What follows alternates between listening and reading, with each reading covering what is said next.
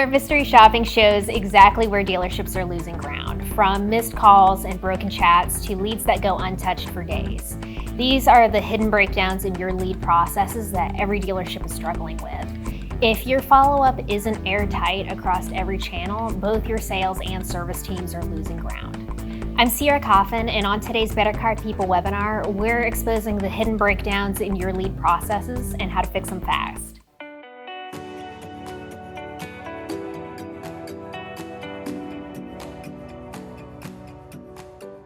Thank you for coming back to Better Car People webinars. My name is Sierra Coffin, and today with me I have Matt Gray, who is our OEM Program Director. Hey, thanks for having me. Glad to be here. Today we're going to be talking about lead process breakdowns. Which is a very common thing in dealerships. We see it time and time again. I know we're going to talk a little bit about mystery shops. That's kind of the catalyst to find out what's going on with your breakdowns. You have to inspect what you expect, but this is a good topic. I'm excited about it. So let's talk a little bit about where breakdowns are occurring, because I have 4 key areas that I really want to discuss. And the first biggest one being overall capture failures. Calls go unanswered, chat tools malfunction, or form submissions don't even go through to the CRM properly. So what types of challenges are dealerships facing in relation to capture failures specifically? I think the biggest challenge is knowing what's going on, because we're relying on third-party tools. So we have a website provider. We have various widgets on your website, whether they are a part of the website providers tools or they might be OEM tools. You have scheduling tools for service. There's so many things that could potentially break. We're talking about technology. We're talking about web-based things that are, my iPhone just updated and things are wonky, right? So you can only imagine what can happen with your website, right, when they have updates. So I think the biggest thing is knowing what's going on. The other thing too is, in some of the challenges, is how frequently you're getting mystery shopped. And I always say, we have services, there's services out there that can do mystery shops. The biggest one is mystery shop yourself. How often are they doing that? Who's getting the mystery shop results? Because a lot of times too, what we see is that the dealer, when we go in on site, might be aware of an issue that's going on, but it's like they aren't necessarily the person that might be responsible for changing it. So it's got to get in the right hands. Who is ever responsible, whether it's an internet director, your IT person, whoever's responsible for making tickets. I think that's number one. Mm-hmm. And I also have here assignment delays. So typically leads will sit unanswered, sometimes even for hours, whether they came in during business hours or after hours. And a lot of that is going to tie into, like you mentioned, not knowing what you don't know. If you're not mystery shopping your own team, you're just blissfully unaware that these things are occurring. And then the other thing too with that assignment delays is setups in your CRM. Because a lot of times too, it's like you're gonna load all your people in your CRM, you're gonna assign them working hours. Sometimes they do that. Sometimes they're on a round robin or a next up type of system. And if it's not set up properly, that's the number one contributor. Maybe you're off, right? So you and I are working in a dealership, your working hours are set in the CRM, but you have a day off and we didn't go in there and update that, right? You have to make sure your checks and balances and your backstops are in place. And I know typically in our masterclass, actually every masterclass we do mystery shops with dealerships who want to mystery shop their own people. So have you ever had any situation where we're doing a mystery shop with one of our partners and they find out something that could have been going unnoticed for months, sometimes even over a year? Yeah, I remember there was a dealership that came in and we were going in and we were doing it very finite. So we were clicking on every link, and that's what you should be doing at a mystery shop. And there was a link that said, it was a service masterclass, and it was ask a technician a question. And I go, that's brilliant. I love that. And they even asked him, I go, do you know where that goes? And the gal was like, I'm not sure. I go, let's just click on it and go. And we clicked on it. Number one, it went somewhere. It went to a form field. We filled it out. We hit submit. And then there was an HTTP 404 error. The page was broken. Oh, that's wonderful. And I go, how long has it been a thing? She goes, a while. And I go, I wonder how many people, if we got into some like GA4 Google Analytics and looked at a heat map, I wonder how many people actually clicked on that. I'm willing to bet tangible funds. There was a few CSI scores that were just tanked. Very well just could be. because of that. Yep. And it's actually funny you mentioned that, because the third one being response inconsistency. So follow-up quality varies if there is follow-up at all, if there is any quality to begin with. What are some of the things that you've seen, both sales or service, when it comes to horror stories, I guess, when it comes to response quality, just because we're not mystery shopping? Yeah, and I think it's just about, again, back to the other thing, it's consistency, right? Because you might handle a lead a certain way. You have to have consistency. Consistency comes from processes. If you have consistent processes put into place, you'll get consistent results. If you answer a lead one way, but I answer it a different way, you're gonna have, and no one's checking that. I mean, the tried and true thing that we always see fail on mystery shops is the most simplest thing. Answer the question, right? I mean, that's the number one thing people miss, and it's mind-blowing, because I go, all right, is there a backstop, or is there a check and balance? Does the BDC manager or the sales manager, whoever's responsible, the internet director, are they going back in looking at various responses to see, are we getting consistency, right? Are we getting a good response? Is there value statements? Are we meeting the customer where they're at? Various things like that. And it all goes back to inspecting what you expect, because day in and day out, you can hand your team scripts and say, this is how you're supposed to handle this phone call, this is how you're supposed to handle this lead, this, that, and the other. But if you're not going back and checking if they're actually doing it, they're going to keep cutting corners, they're going to shortcut it, they're going to build bad habits, and it's just going to spiral from there. Right. But channel blindness is another big piece of mystery shopping. And what I mean by that is, if we have strong processes for one channel, phone ups being one, outbound phone calls we're making, but we're neglecting our email skills or our text skills, then it's kind of all for nothing if we're ignoring specific channels. Or even phone skills, for that matter. Mm-hmm. And I think, Sierra, what that boils down to is confidence and training within who's handling your leads, right? We saw that when, and I want to date myself here, I'm very young, but just don't let the gray hair fool you, but I remember when text became all the rage, mm-hmm. right? And it was like, dealers were like, oh, we're texting everybody. And I'm like, that's great.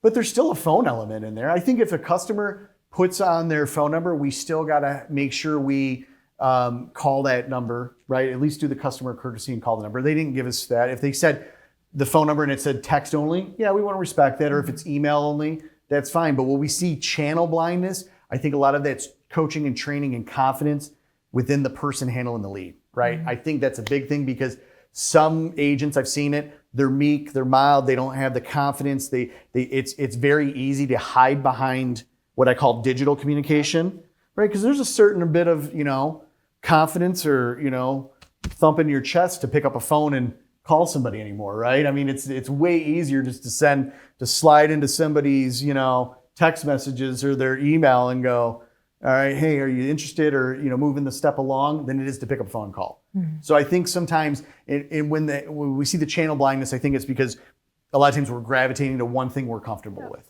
We got to hit them all equally. And to your point, not that texting is bad, but most often when I see text being heavily used, it's being used in the wrong way. Like you mentioned, it's not necessarily to guide the customer to the next step of the process. It's more so to take the easy way out, so to speak. And think about it this way: when you're taking that easy route and you're just texting back and forth, and you're never calling, what ends up happening? On the sales end, we'd see it all the time. Customers keep asking questions. Right. And then the BDC feels comfortable because they have time to think about how they want to respond to the objections, but it's going nowhere. It's just objection after objection. It's skills training. Yep. It boils down to skills training, because again, I'm not saying the day in, day out. We're not talking about like word for word scripts, back in the old days when we used to preach that. Like, you got to hit it word for word. We're talking about steps, but we're also talking about CTAs, calls to actions. Mm-hmm. And the call to actions got to be where the customer's at in this day and age. No one was responding, when can you come in? When can you come in? Yeah, it's here, come in right now. I think it's about meeting the customer where they're at, having confidence in those various channels to have those communications, but you still have to have a call to action. Right. I mean, the call to action isn't be like, can you come in right now? We got the car here. It could be like, hey, I understand that you're concerned about credit or payment. I want to move at a pace that's comfortable for you. So, let me ask you, and then give them a call to action. Yeah, it's definitely not like the COVID days where I could call people up and say, hey, it's the only black on black RST You don't want the we black have in the one? whole state. Great, I got 6 other people that want it. Yeah. 20 grand over. We call them COVID Carls, right? The people that never had to sell before. So no offense against anybody named Carl, right? It was just kind of went together well with COVID. Speaking of communication channels, because I know each separate one is going to have its different statistics, especially now post-COVID. So text messages being a big one that I just talked about and I love talking about, have a 95% open rate with a 45% response rate. Yes. So that poses a little bit of challenges, right?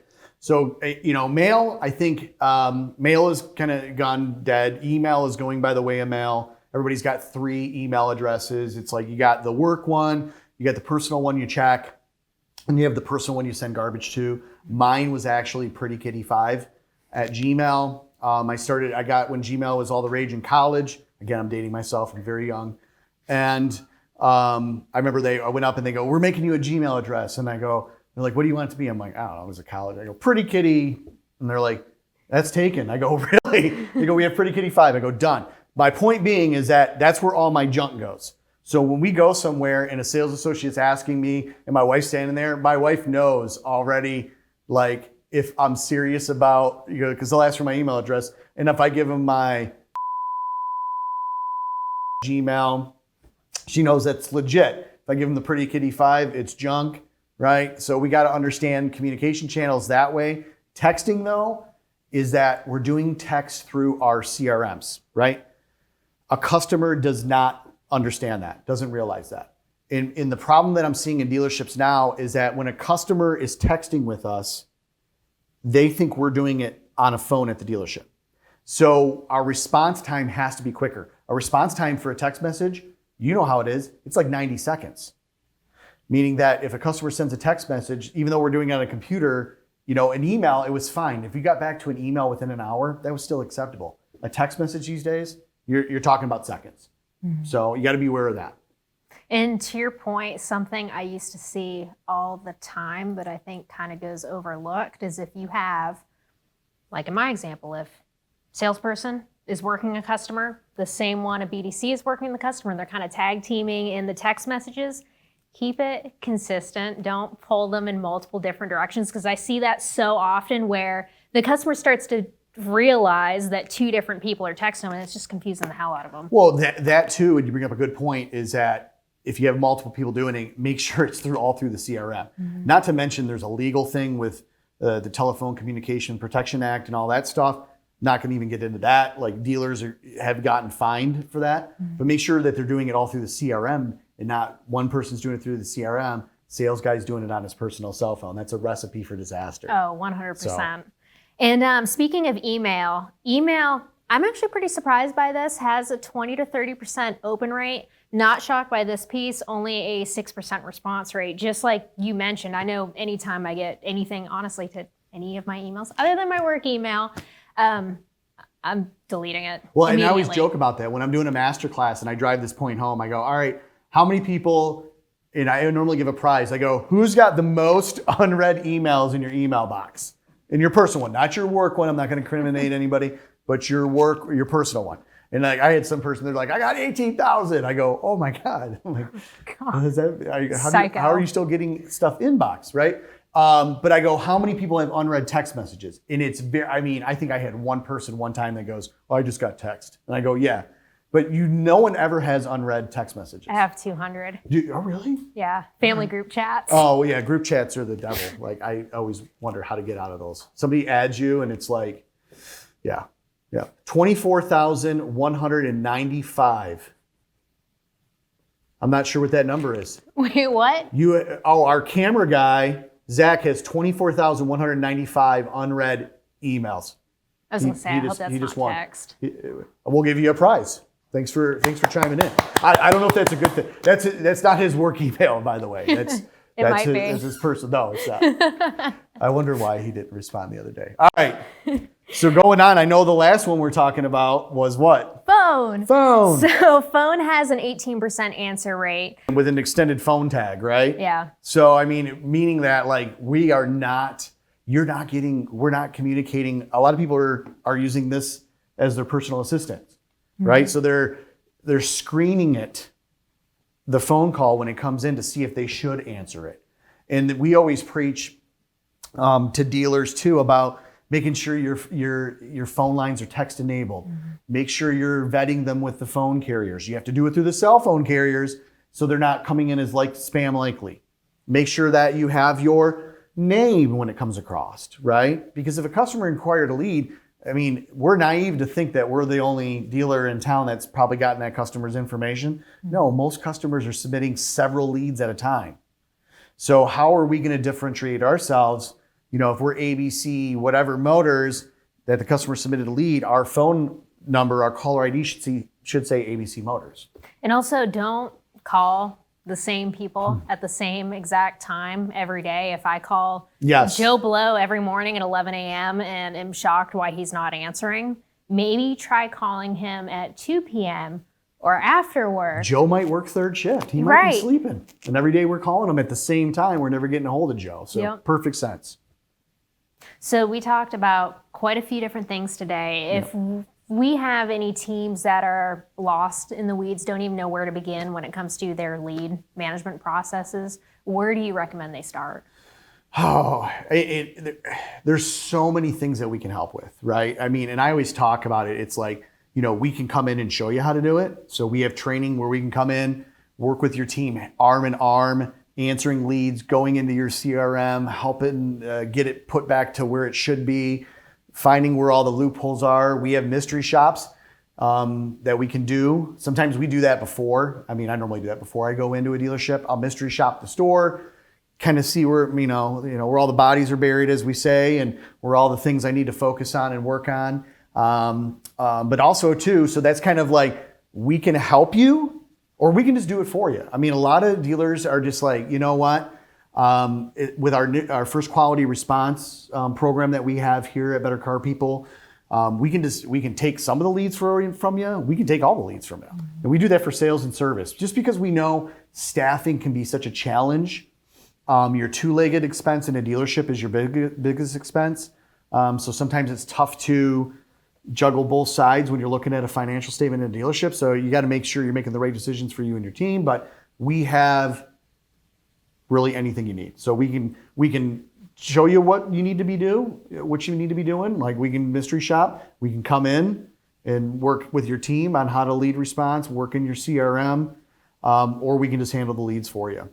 But I think the first step is, you know, start mystery shopping yourself. Reach out to us in mystery shop. Our mystery shops are very in depth. We not only do just looking at submitting a lead on your website, we also do a phone call, right? So we want to try and call into the store to see, does the online experience match up with the in-store when I phone in?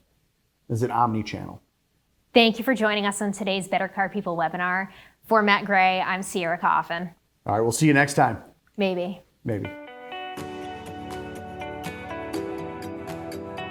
For more information on Better Car People's training and AI solutions, visit bettercarpeople.com.